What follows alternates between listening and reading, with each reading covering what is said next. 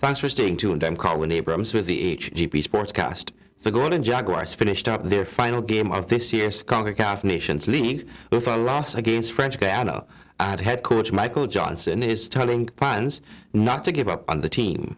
The Golden Jaguars are still in the competition, but must win their final qualifier against Belize and hope other results are favorable to stand any chance of reaching their first CONCACAF Gold Cup, according to the Guyana senior national men's team head coach Michael Johnson. French Guiana beat Ghana 2-1 on Tuesday, leaving the Golden Jaguars 15th in the qualification table on 7 points, with the top 10 qualifying for the region's premier international tournament. Johnson added that the team has one more shot in the tournament, and in order to qualify, the team must win the next game to stand a chance of making it to the next stage of the tournament. Johnson is urging all Guyanese to turn out to the National Track and Field Stadium in their colours to support the team. In a frank assessment of the performance in Cayenne, Johnson singled out a poor start to the match against French Guiana.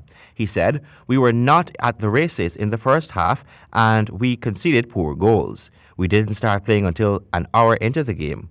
The fitness level of the players is a real concern." However, he picked out the battling performances by 18-year-old Denham and Redbridge midfielder Elliot Bonds and skipper Neil Dans as a credit to the team and expressed sympathy for the squad after a tough result. GFF President Wayne Ford said, "I would like to thank the players and coaching staff for giving their all and doing their best. It was a heartbreaking and disappointing result that leaves our Gold Cup dreams in the balance. However, while we still have a slim chance of qualifying, we must remain positive." Colin Abrams, HGP Sports. Mahika Dominators and GFC berthed their semi-final spots after beating Outport Join and Compton Wednesday night in the second annual Turbo Knockout football competition at the Ministry of Education ground. Stanford has the details. After the long break from the first quarter-final match, when the game was declared abandoned by the referee in the 90+1 minute, the second quarter-final match got underway Wednesday night. In the first matchup between Port Join and Mahika Determinators, the game saw both teams making their best effort to get one past the other's goalkeeper. But all the efforts were shot down by the keepers at both ends, as the game ended in a stalemate after full time. Mahika Determinators had some luck on their side in extra time when Neil Litton in the 110th minute secured a goal to register their semi-final spot, 1-0. In the final match of the quarter-finals, both sides finished on full time and extra time on 2 apiece, with goals coming from Lavon Innes, who netted a double in the 21st and 86th for GFC, and for Compton, Adrian Aaron in the 33rd minute and Jamal Carrington in the 82nd minute to send the game into a penalty shootout. GFC pulled a fast one to slip through the gates in the semi-finals with an 8-7 win in the shootout.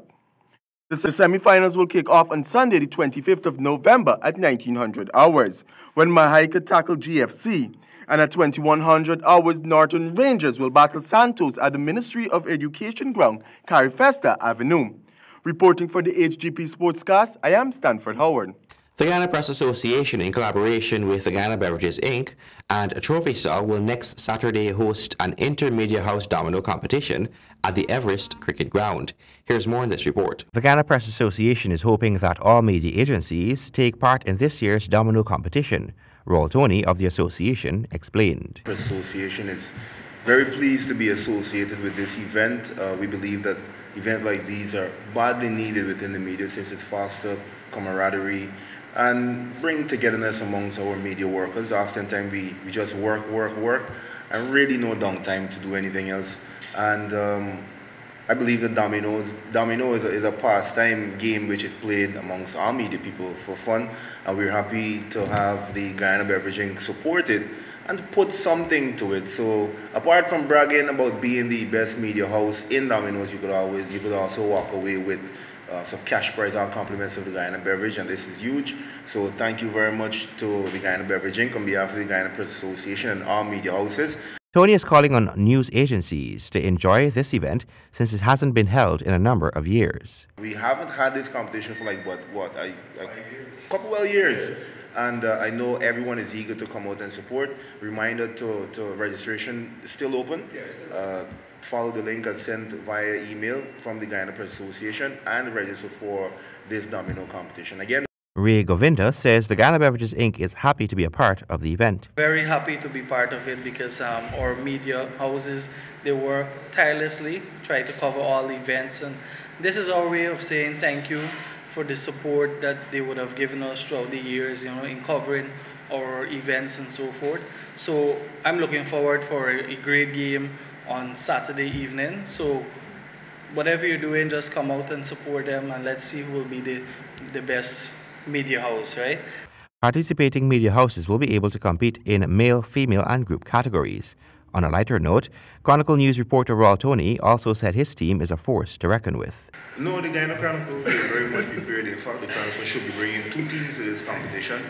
I'm looking forward to challenging nightly news in this one. I know Travis' staff more than that. But it's going to be fun, apart from the money. The Capital News team is also revved up and ready to play. Coming strong. I have a captain, I put him in place. I hope he has the team up. So I hope he's ready and he has our team there. We're going to come strong and prepare for this tournament. This event is being sponsored under the Viva brand of the Ghana Beverages Inc. Colin Abrams, HGP Sports. And finally, Bangladesh standing strong at stumps on day 1 of the first test against West Indies, despite early breakthrough by the Windies bowlers. Stanford has the details. Bangladesh elected to bat first in the first test.